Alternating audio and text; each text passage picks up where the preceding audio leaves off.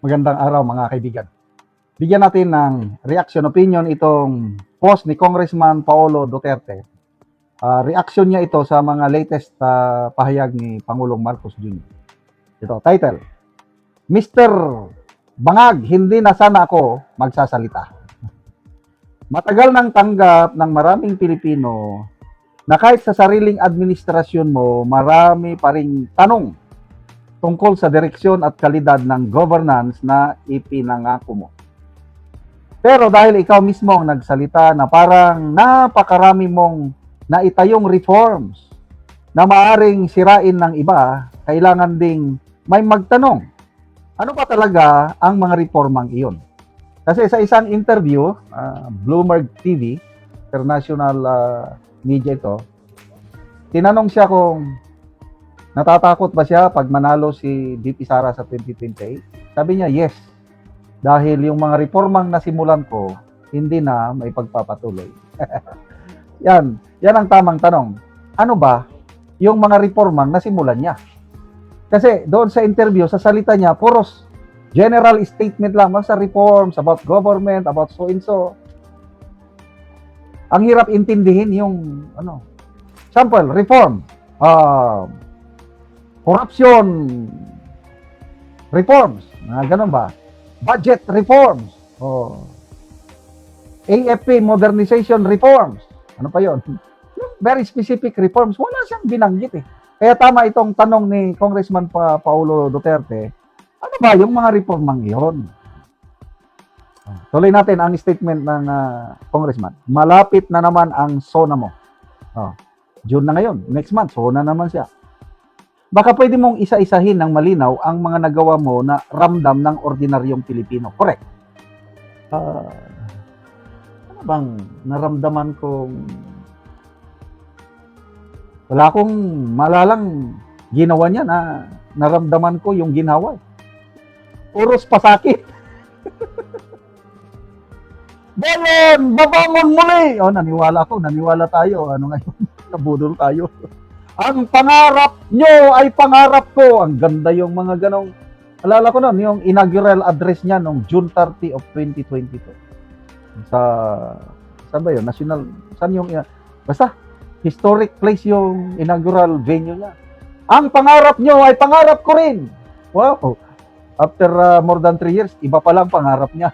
Iba rin ang pangarap natin. Ano bang pangarap niya? Para lang sa kanila. Pangarap niya, ang pangarap ko, buwagin ang Presidential Anti-Corruption Commission. Yun ang pangarap niya. Kaya ito ngayon, nagkaroon na ng flood control scandal. Nagkaroon na ng... Ayan, ang pangarap niya, buwagin para wala nang pakialaman sa korupsyon. Maleta-maleta na lang. Yan ang pangarap. Ay, nako. Hindi yung puro English buzzwords, bagong slogans, at scripted applause mula sa mga kongresistang nakapila para mag-standing ovation.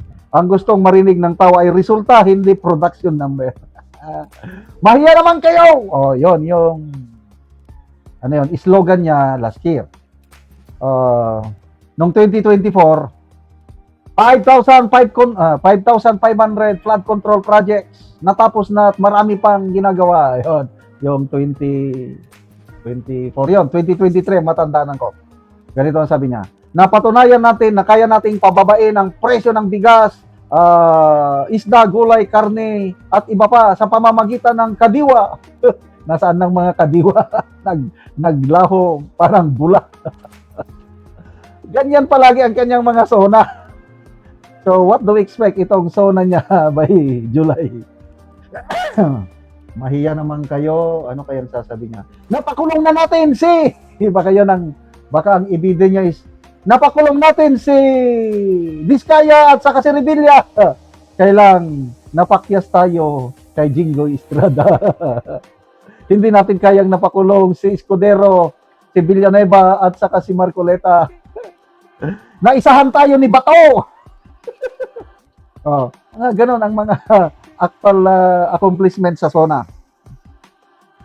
Habang naghahanda ka ng panibagong talumpate, Ang mga Pilipino naman ay naghahanda sa panibagong taas presyo, panibagong baha at panibagong pasakit sa araw-araw na buhay. Yan ang tunay na report card ng inyong administrasyon.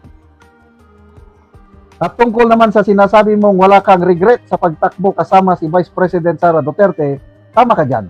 Wala ka talagang dapat pagsisihan. Because the truth is simple. Without Sara Duterte, you would not have won by the margin that you did. The Unity Coalition delivered votes from north to south. History will always show that your victory was built not on the Marcos name but on the trust and support commanded by Vice President Sara Duterte. Agree ako dito. Kasi mga Ilocano kami ha. Kung tumakbo si Mayor Sara, Sara kami. Kaya hindi naman siya tumakbo. In-endorse ni Mayor Sara ang BBM. Di, napilitan kaming bumoto kay BBM. Yun, pati ang mga dilawan. Silang nagsabi, kung hindi nakipag-alyansa ang Marcos sa Duterte, hindi sila mananalo. I agree. So, kaya nakakapagtaka ngayon na parang gusto mong palabasing ikaw lang ang may ambag sa mandatong ibinigay ng taong bayan. Instead of worrying about who might undo your legacy, perhaps the bigger question is whether there is a legacy that Filipinos can genuinely point to beyond speeches, slogans, and photo opportunities. So, sabi niya, pinapasabi pala ng taong bayan, baga, rakaayo kag nawong, ang kapal ng mukha mo, nagba. Yun ang mensahe daw ng taong bayan sa kanya. Salamat mga kaibigan sa inyong pagsubaybay sa channel na ito.